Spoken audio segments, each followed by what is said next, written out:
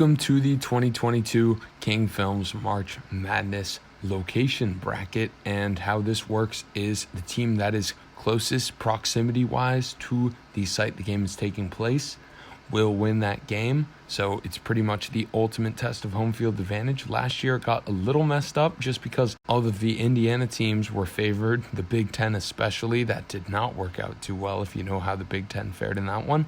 But let's take a look at this year's bracket. So we get into the first regional, which takes place in Portland. So Gonzaga obviously is going to be the favorite out of here, but Boise State gives them a pretty good run for their money in the second round, but Gonzaga will prevail. They will be our first Sweet 16 team. Then the next regional takes place in Buffalo, so any Eastern teams will have the advantage here. So that would be Connecticut and Vermont. New Mexico State and Arkansas are not very close at all. Then Vermont narrowly edges out Connecticut in this one. And just so you know, I am doing the straight, like fly over miles.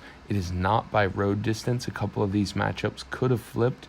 This may have been one of them, but we're assuming that this is just a distance. So flying most likely for these teams.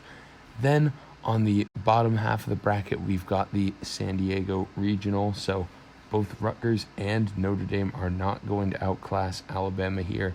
And that's the thing with these play-in games. You've got two chances to upset the team. So we'll see if that happens a little later. Then Texas Tech is going to edge out Montana State just by a bit here.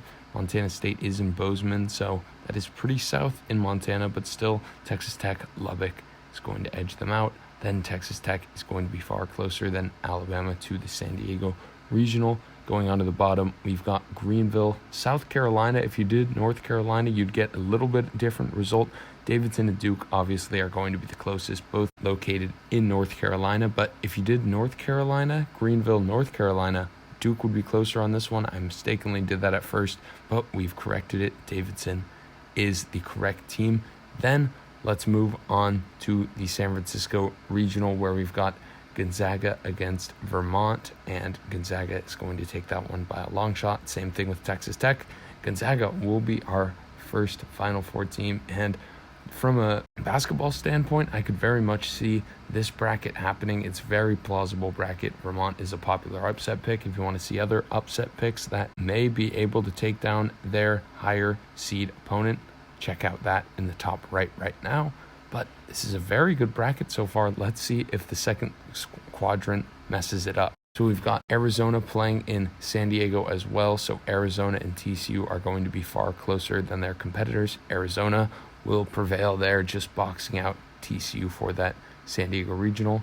Second, we've got the Pittsburgh Regional. So UAB is going to edge out Houston there. Houston is not close at all. And then Illinois is going to narrowly edge out Chattanooga, but ultimately Illinois will prevail in this one, giving us our second Sweet 16 team. Then going down, Indianapolis is the third regional. Michigan has a very favorable draw for that. They'll win both of their matches. And then Tennessee against Longwood, which is in Texas. So Tennessee is going to edge them out. Again, Michigan is far closer than Tennessee to this site. And then finally, on the bottom, we've got Pittsburgh again. So Ohio State is going to edge out Loyola Chicago here. And then Villanova narrowly boxes out Delaware there. And then Ohio State is ultimately closer. So in the Sweet 16, we go to the South Regional, which is in San Antonio. Arizona's going to win that against Illinois, and then Ohio State is going to narrowly edge out Michigan just by being south of it, and then Arizona is ultimately going to win. So this is a very plausible bracket so far. I'm kind of liking it. UAB is a plausible upset pick. I wouldn't say that they're favored by any means, but Michigan is a team that's favored in their first match. And although Ohio State is an underdog against Loyola Chicago, the higher seed has a great potential of winning that. If they can just beat Villanova, which will be a tough task, I think that they can get past Michigan in the next round on a neutral court. But let's save the chit chat and get down to the bottom of the bracket, where we've got Kansas going down in the Fort Worth Regional. Texas Southern and Texas A&M Corpus Christi probably edge out Kansas here just because of its northern location here. And then Creighton is going to edge out San Diego State for this one as well. In the next regional, which is the Buffalo Regional, Richmond is going to take it from Iowa, and then Providence is going to take it from South Dakota State by a long shot. And then this was one of our closer ones. Will Richmond prevail? Yes, they will, narrowly, giving us our Sweet 16 matchup of Creighton against Richmond. Then LSU against Iowa State. This will take place in Milwaukee, so Iowa State will win there. But Wisconsin, again, everyone's been talking about them getting the home game. They're going to beat Colgate, and then they're going to beat Iowa State, as they are very close to that. Then at the bottom, we've got some more shenanigans going on. This one is in Greenville. Again, USC is out by miles. And then Jacksonville State, which is in Jacksonville, Alabama, I believe, will edge out Auburn just by the skin of their teeth. And then they will subsequently edge out Miami. So let's get on to the Midwest Regional, which is in Chicago. Wisconsin ultimately will prevail. Creighton knocks out Richmond, but Wisconsin prevails in the Elite Eight. Moving on to our final region, we've got Baylor, who is playing in the Fort Worth region. So Baylor's going to knock out Norfolk State there. Marquette is going to knock out North Carolina. And then Baylor is going to cruise to the Sweet 16. Then in the Portland Regional, St. Mary's is going to edge out Wyoming in that matchup. And then UCLA is going to cruise over Akron. Then St. Mary's is going to prevail just because of their northern positioning over UCLA for that one, to set up our first Sweet 16 matchup there. Moving on to the Milwaukee Regional, Virginia Tech is just going to edge out Texas in that 11-6 matchup. Purdue is going to edge out Yale as well, just because of their central positioning.